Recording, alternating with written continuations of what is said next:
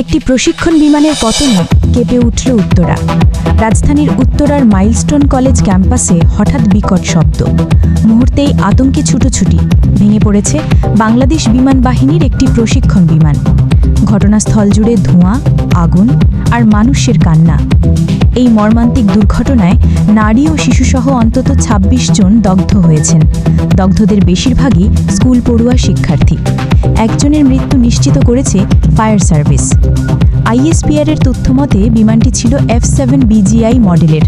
দুপুর 1:06 এটি উড্ডয়ন করে এবং শর্টলি পরে মাইলস্টোন কলেজ সংলগ্ন মাঠে বিধ্বস্ত হয়।